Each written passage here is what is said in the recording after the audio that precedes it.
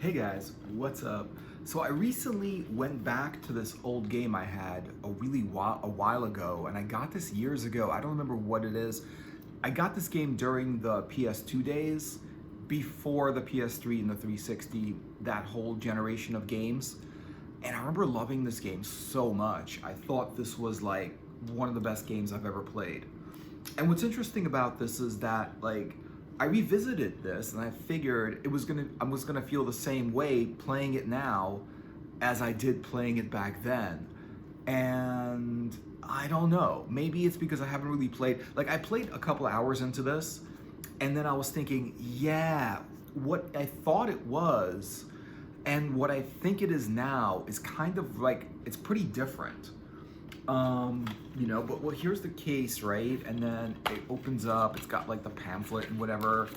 And this is pretty cool. This is actually a hack and slash D&D game, a fantasy role-playing game, but it's a action role-playing game. It's not one of those turn-based games that a lot of people seem to like. All these people that talk about games, they like these turn-based games, and I'm so don't like those.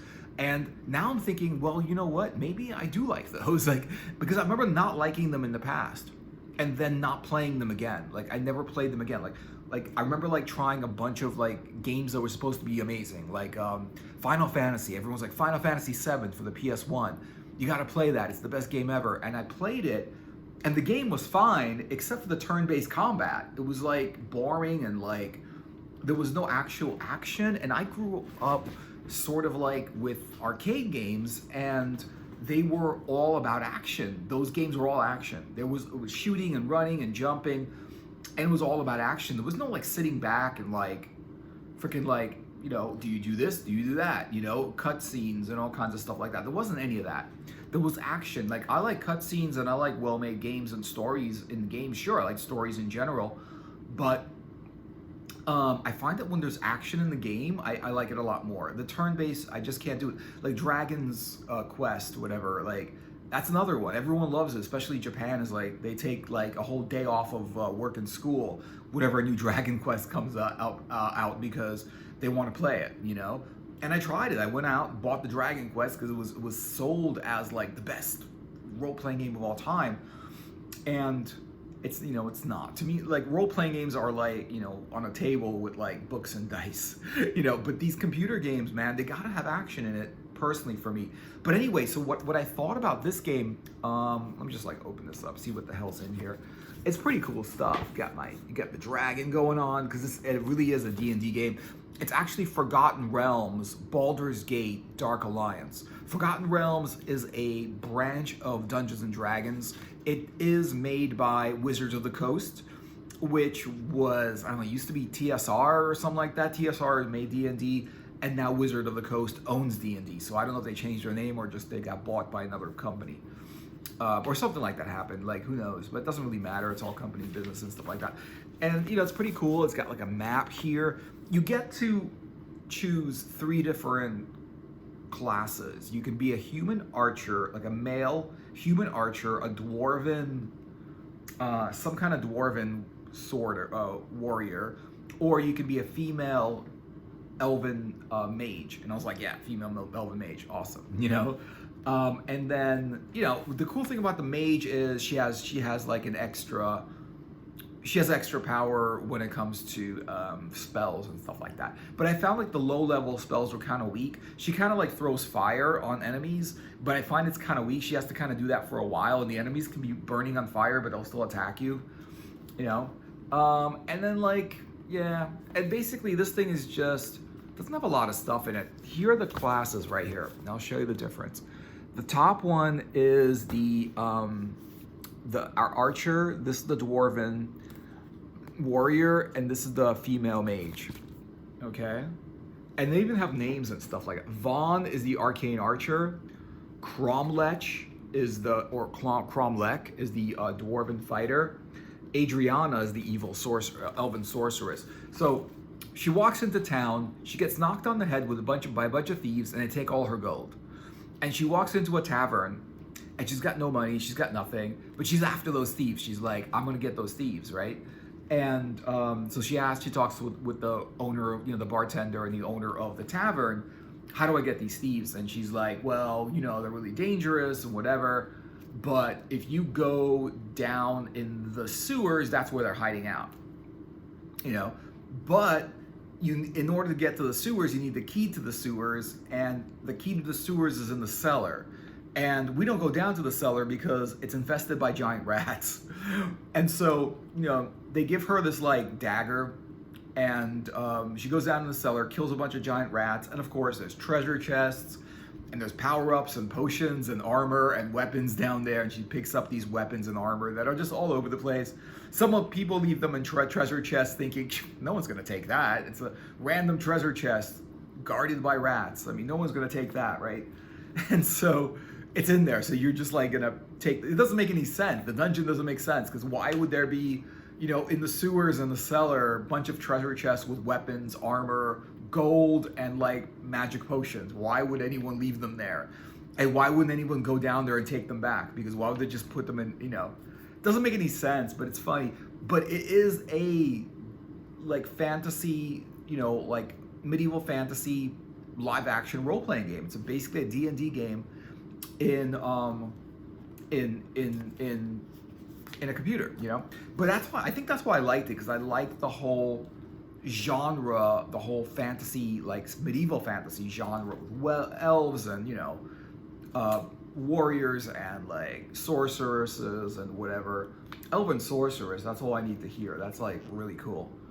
And so this basically tells you how to play the game, which you don't really need, but it does have a lot of interesting stuff. These were the days where like you actually needed to read this before playing the game. Like now it's like you throw a disc in there, there's a tutorial, and then the game makes sure you understand what the buttons do and how to play it. Like this is like just recently, like I'll put in like a random 360 game, and before they let you play the game is a tutorial. So if it's an army game, Battlefield 3, Battlefield 2, Call of Duty, all those games, man, like Ghost Recon, all those games have a tutorial. All those games make sure you know where the story left off, if it's a sequel or something like that, which a lot of them are, and they're like better at the sequel, and also what buttons do what and how to play the game. And what's interesting about recently, this is cool. If you open it like this, it's the complete picture. What's interesting is that like, I loved this game before. Like I didn't like, and I did a video on Red Dead Revolver and about like what I thought about the game and how I used to not like it. I bought the game and I was just like, oh, I can't get into the whole Wild West thing. And then I watched, then years later passed by, because it's like, I got that when the PS2 was popular, when the PS2 was like the only system, and was the current gen system. And then like, so later on, I decided, well, I bought the game and I was like, I don't like this whole Wild West thing. I was never into Westerns. I never used to watch Westerns on TV or movies. I would never go to a Western movie. I didn't like country music that much, whatever.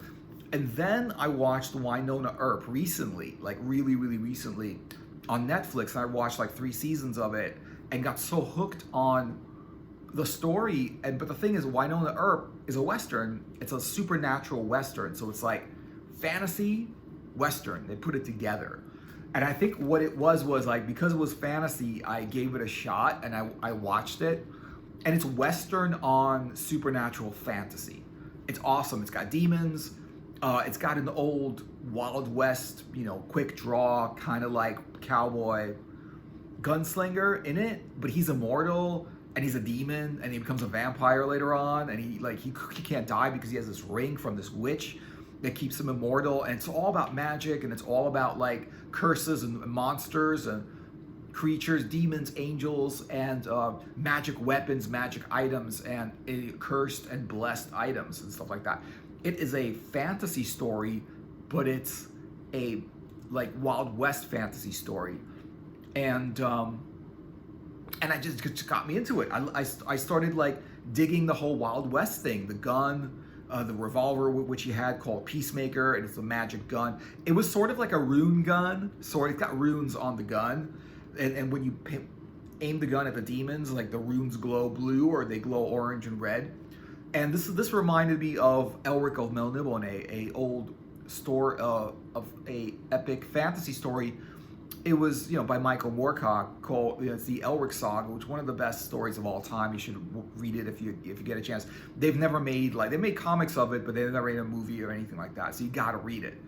And if you like comics, you can read it in the comics. But the book is better because it's written by Moorcock, and the book is amazing. All of his fantasy stuff is good. I can't get into his other stuff, but his fantasy stuff is amazing, especially this whole Eternal Champion thing that he did.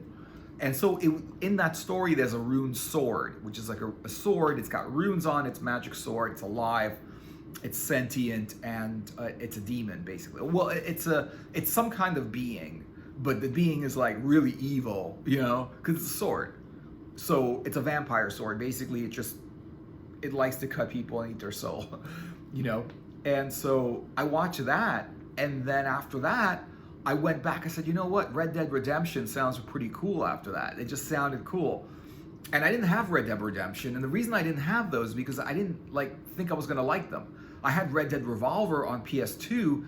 And then when Red Dead Redemption came out, which is, I guess, the successor with Rockstar Games they made, the next one, Red Dead Redemption 1 and 2, I was like, oh, it's that again. And also, like, Rockstar Games, I felt like every time I played a Rockstar game, I never liked it. Like, I played a lot of the Grand Theft Auto Rockstar games. I didn't like them. Like, I liked them for a while. They were entertaining. And then I was just like, I couldn't get into playing the bad guy. And I couldn't get into, doing all this, crime for fun. I just couldn't get into that. Because I was always, used to, when you're in a video game, you always play the good guy. And you always play against villains. Superhero games, fantasy games, magic games with any kind of story in it. Basically, they took that and turned it on its ear where you play the bad guy, which I think that's what appealed to a lot of people. It's a completely different story. There's no other real game I know of where you play the bad guy except for Grand Theft Auto, that whole series.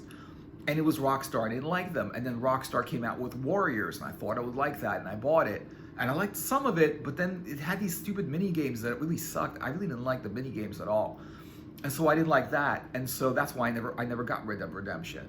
So I went back and I said, well, okay, now that I'm getting into this whole Western thing, I'm gonna play Red Dead Revolver because I had it on the shelf because I had it in my, PS2 game shelf collection, whatever. And I was completely blown away by it. I was like, how did I not like this game when it came out? How did I not like it when I first got it? I love this game. That was such a great game. Red Dead Revolver was great. I haven't played Red Dead Redemption yet. I hope it's good because now I'm thinking, shit, I want to get that now because that's the next game you play. And Red Dead Revolver is so good that, once you beat the game, which I did, I beat the game pretty quickly. I think several hours and you beat the game. It only took me a few days of playing. And the game goes very, very quickly. But it's fun. There's a lot of content in it. But you end up going through it very, very quickly. Even with some of the levels that you have to play over and over again, some of the levels you don't, and you just go right through them. And when you finish the game, you get to play it again on hard mode, or there's another mode called, there's another mode, it's like hard mode, it's more of a difficult mode. And you get to unlock these characters and stuff like that. So they make it a little bit more difficult the second time you play it. And there's not a lot of games I wanted to play twice. The last game I wanted to play twice was Castlevania Symphony of the Night. And that's back in the PS1 days. When I played that, I was like, I want to play that again.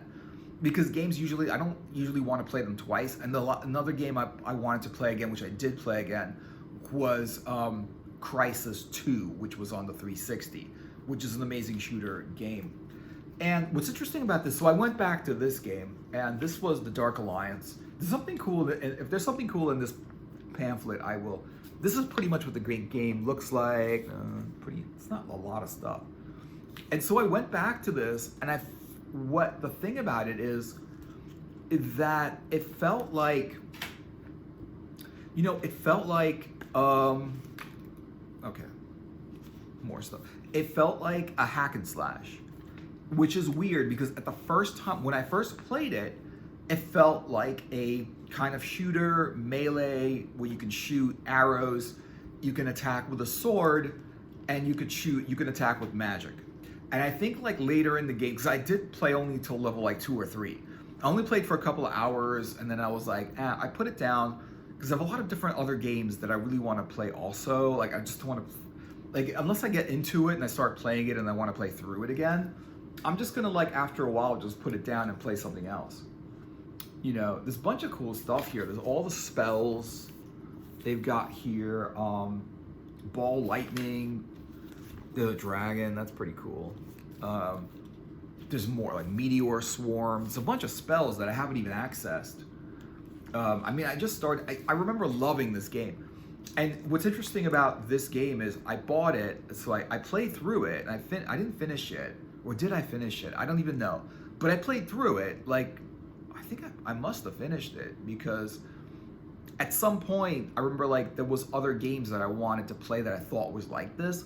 So another game which was like sort of like a D&D game was a Wizardry, the Forsaken Land or something like that. It was Wizardry. And Wizardry, I was like, yeah, I'm gonna love this game. And I paid full price for it. I was like, I bought it. It was like $50 at the time. It was full price for the game. And I was like, oh, this is gonna be great. It was like, and I got into it and I was like, it was the worst game I ever played, I swear. Because, it's the worst game I ever played because, oh, so it's in here, it tells you all the different characters, these different monsters and shit. Ogres and stuff like that I haven't even, like, I don't remember. Maybe I'll like this. But it's such a hack and slash, you know? But anyway, so, like, you know, so anyway, so it's just such a hack and slash because, okay, so Wizardry, it was turn-based combat, and I couldn't get into it, and I was really, like, disappointed that it wasn't the same game as this. And what I realized later is that you don't, like, games are so different that just because one is of the same genre, it doesn't mean it's going to be the same game or the gameplay is going to be the same. But then I played, like, after Dark Alliance, a few other games came out. Dark Alliance 2, Warriors of something like Warriors of Norath or something like that, right? Norath came out, Dark Alliance 2 came out, all of these other games. And I just did find that they were very similar to Baldur's Gate Dark Alliance 1, but they weren't as good for some reason. There's something about Dark Alliance 1 which is better than the other games. Maybe it's the first one, and then after you play it, and it's novel when you play it, and then when you play the other ones, it's boring. It's not boring, but it's like less novel. It's sort of like when you know, whenever you do something for the first time, it's a lot of fun. And then you do it again to revisit it and to replay it, and it's like not as much fun as the first time. And then if you do it a bunch of times, you get tired of it. You know, like the first time you play through a game, it's like, oh, it's amazing. You play it a second time, you might be like, yeah, it's good, but I already played it once, so it's not gonna be as good as the first time. And then you play it a few more times, and you're like, well, how many times can I really enjoy playing this thing over and over again? So what do I think of this? I used to think it was an amazing real-time RPG, and now I think it's a hack and slash RPG. The reason it's a hack and slash RPG is because there's a little trick I learned in Skyrim, which is if you have potions, you're basically invincible, because you can just you don't need strategy, you don't need anything, you just need enough potions to stay alive, so the monster can't kill you, and just attack with your strongest weapon. And you just because little by little you're gonna knock that monster down. And if you have enough potion, it doesn't matter how many times you get hit, you'll just drink a potion, and then your life bar will be back to maxed out. And there's so many potions in this game that in the first level, before you need to use any of them, you get 18 freaking life potions and almost that same amount of magic potions. And the magic is you need those potions to use your magic, and your magic bar has to be maxed out. It's sort of like a mana bar or a magicka bar, the same thing you have in Skyrim. And so I think the difference, I like the whole setting, and I like the monsters, and I like the graphics, and I like the gameplay and everything. But I think what happened was when I played it the first time, I didn't really like hack and slash, and I didn't really mind hack and slash too much. And I did try to use a little bit of strategy and a little bit of like movements and dodging and like trying not to get hit, whatever, with, you know, or like, you know, going in there just attacking. And I felt like there's no strategy in there. Like you can either like go in and attack and get hit a little bit and use your potions to revive your life bar, or you can kind of like attack a little bit and then run away, and then attack a little bit more and run away. But there's no way you're gonna not get hit. And basically, if you got a strong weapon, you'll just beat the game. And, you know, and you can just hack and slash your way through this whole, like, I don't know if that's going to be the way through the whole game, but through the beginning of the game, it's all hack and slash. And I like hack and slash a lot less than real, like, intelligent fighting where you have to think about what you're doing, you have to aim and fire, you have to really, you know, target your shots. You can't just like press the button a bunch of times and then hit the monsters a bunch of times. It doesn't work that way. You need to attack, you need to move, you need to like dodge, you need to do all these moves. And you need to figure out like how do you like hit without getting hit. And you know, that's fun, and that's like what the shooters are about. First person shooters, games like that, Skyrim, that's what that game is about. You know, how do you hit without getting hit? You know, you have to put your shield up, or you dodge, or you know, use magicka to refill your life bar so that you can't really, it doesn't get depleted all the way down to when, you know, they kill your character. And so I think the reason I feel so differently about it is because it's because like when the first time I played it, it was this cool like fantasy role-playing game with a lot of live action, and I felt like it was just cool being in that world. And I think the major reason that I don't like it now, and I really think this is the main reason, is Skyrim. I think Elder Scrolls Skyrim is the reason I no longer think that Dark Alliance is the best game ever. Because Skyrim is, like, okay, the only other thing about Dark Alliance, it's a top-down 2D shoot. It's a 2D game, basically. It's not a 3D game. It's not like a 3D world game. It's sort of 3D. It's like 2.5D, where you can kind of like see like 3/4 views of things, but you don't see like, you know, it's basically top down. You're basically looking down at your character, looking down at the monsters.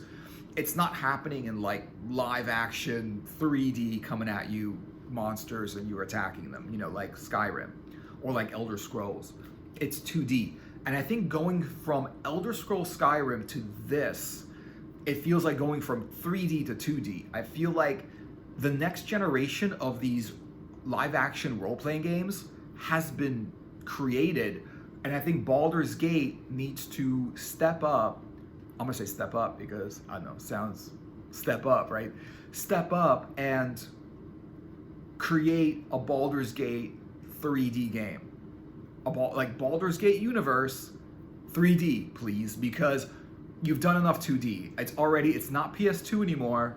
And you know, look at like Diablo 3. They made a 2D game on the 360.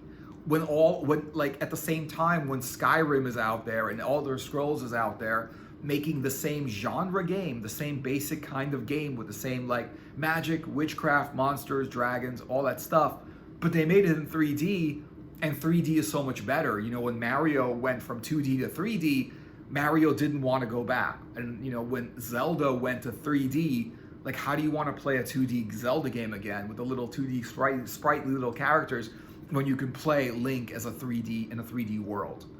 And I think that what happened was that Skyrim revolutionized role-playing games that are real-time combat role-playing games. And I really think these other games should just, you know, design it yourself, but just make the game 3D.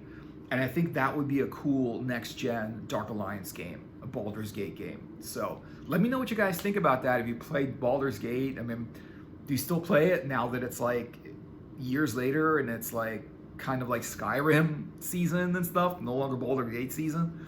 Let me know what you're thinking in the comments, like and subscribe, and I'll see you guys in another video later.